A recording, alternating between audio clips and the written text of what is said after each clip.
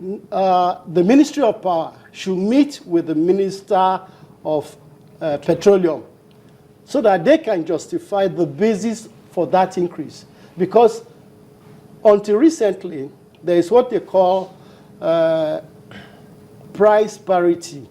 That is, you are comparing the price of gas locally at the domestic level with the LNG sale of gas, FOB Nigerian shores.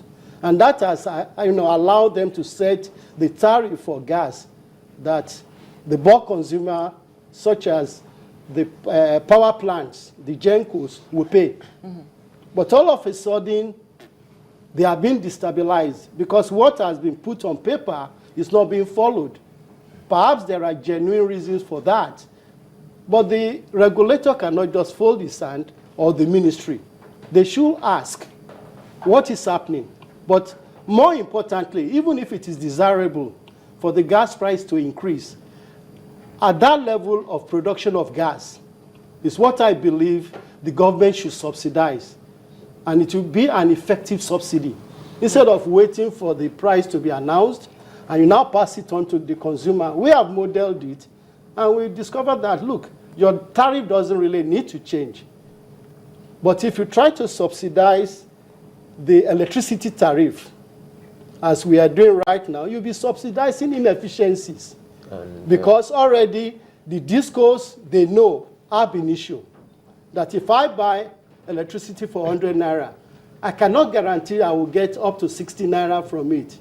You know, that is one of the pains of the consumer. You just brought a twin issue now. You say we should be looking at supply and pricing, which is very key here. And you've gone on to analyze it, and it's making more sense now. But ultimately, when we talk about pricing, and you just talked about the pain that the consumer will feel. For instance, you getting this for 100 naira and you don't get your money's worth, and that is it. How well can we fix that so that we can now come back to the issue of supply? The pricing is one key issue that will come handy when it comes to trying to break it down for proper understanding for Nigerians. The issue of pricing is key, and the minister has said, well, we're likely to pay more. And if we're likely to pay more, then we should be talking about addressing some of the anomalies in that particular regime. What can you say on that? Well, prepaid meter and the ability of the discos to make sure they monitor their consumers play a key role in effective pricing, that when you sell, you can collect. Because without the prepaid meter, especially the smart metering, it's difficult to monitor consumption. And there are other advantages that affect, planning too, that the prepaid meter will enable you. But unfortunately, most of the discos are not able to meet the demand for prepaid meter. As of 2 days ago, I even asked somebody in my house to go to the undertaker in my neighborhood and get a form for prepaid meter. They said they don't have. Even the forms? Even the forms. I presume there'll be a procedure whereby you fill a form and everybody knows you want a prepaid meter, even if it's not imposed on you. And I said, look, for the record, go there before you paid and collect a form. He came back and he said there is no form, which was very embarrassing. I know the chief executive, I'm going to call him and say, what's going on? But how many people can do that? The question is, you have been involved in some of the processes that have gone into the policies, or is it the regulation of NERC? You talked about, being involved in the panel of the metering board. Yeah. This, of course, came as a surprise to you. Are you a little disappointed with some of the things that you've seen so far in the electricity sector? Well, you cannot be disappointed if you anticipate it. It's just a weakness in the system. You anticipated it? Oh, yes. We told President Jonathan that the way he has chosen the commission, and they'll be looking without seeing, because they are going to be carrying out a technical function.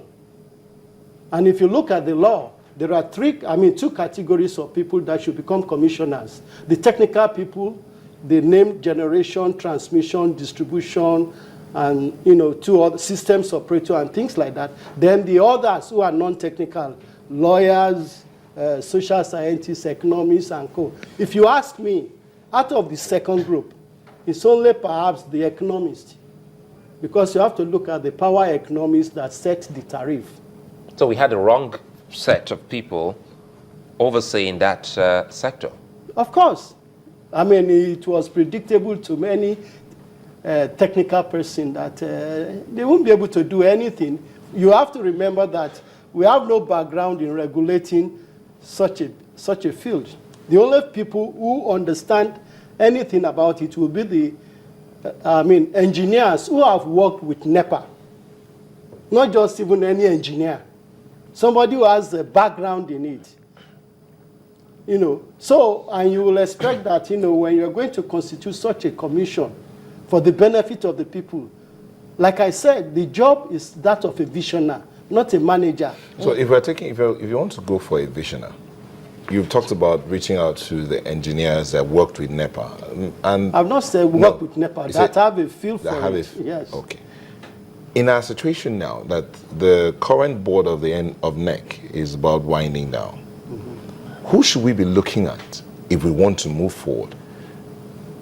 No, I think about 75% of the people should be technical or have a serious technical background, maybe with economics too, because there are many technical people with good economic background in the power sector. Must they be people from the power sector, or could they come from outside of the power sector? The law says both from the private sector and the public sector. You know, the law allows the president to select, but it has to be the right people. The issue is we don't have serious specification for personality we appoint to position. If you have a specification, for example, it says the 6th geographical zone, you must have a representative from there.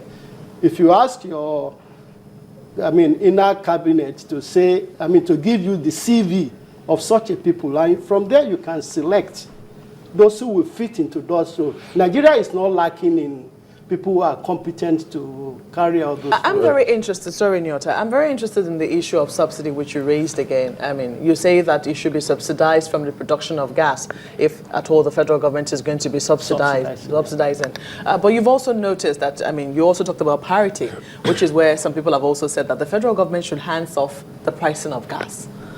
Is it really possible for us to have subsidy in that particular sector? Will it encourage the people who produce gas to produce gas for consumption locally, or would they be more tempted to sell it internationally? If government has a priority to take care of something that affects their economic well-being, like power, the word to use is not hands off. You can still intervene with subsidy to make it attractive to everybody concerned. For example, the joint venture agreement with government between the major oil companies and government, let's say 50-50, right?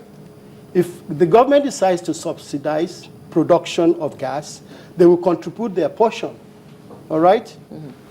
So, assuming that you now produce gas and you are selling it at 200 naira, something you have contributed 100, 50-50, it's possible for the government to say, I'm foregoing my own 50 naira.